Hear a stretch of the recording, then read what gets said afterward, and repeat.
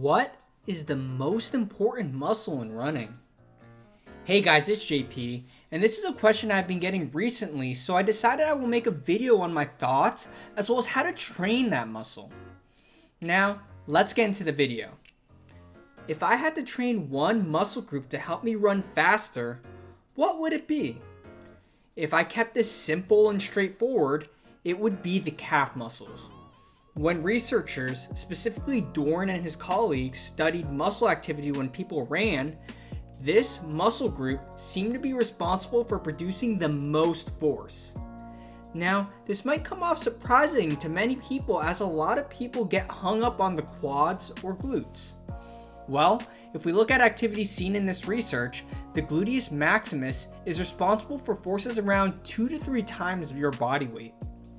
And the quads are at around 4.5 to 5 times your body weight. Now, this is a lot of force we are dealing with as you run. However, the calf region involves even more forces. Let's look at this region a bit more.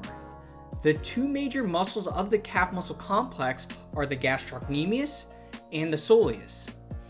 The gastrocnemius can involve forces around 2 to 3 times your body weight, and the soleus has shown to record forces around 6.5 to 8 times your body weight, which is insane.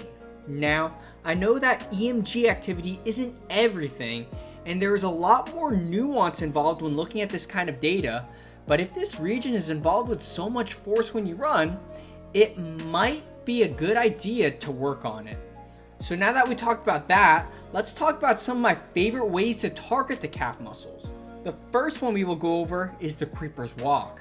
This is a fun way to introduce loading to this region, along with integrating single leg balance and coordination. How I instruct for this one is to basically try to pretend you are trying to sneak up on someone with making as little sound as possible. Now, the details do matter here, so let's talk about a few of them. The bent knees seen here serve a purpose. By doing so, this biases the soleus a bit more, which is the region that recorded the most activity out of the calf muscles when running. Another is not lifting the heel all the way up, but rather just 1 to 2 inches from the floor.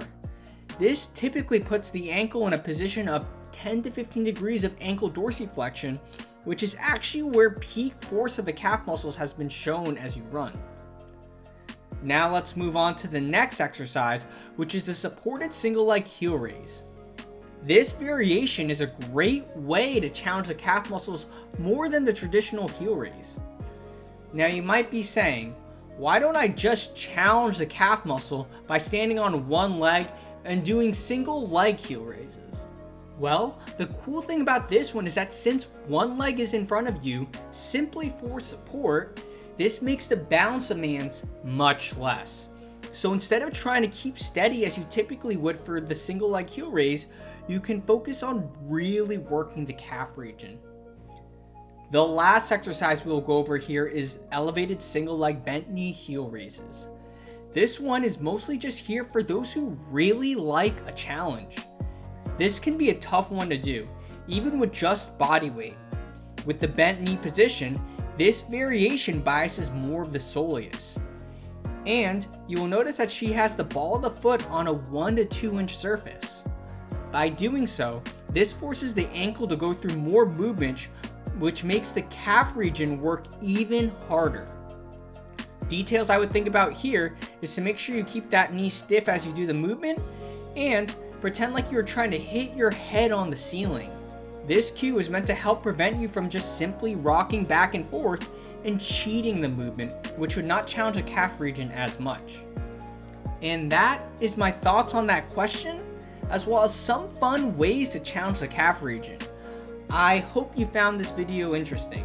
I'd love to hear your thoughts, as well as any questions you may have. And as always, thank you for watching.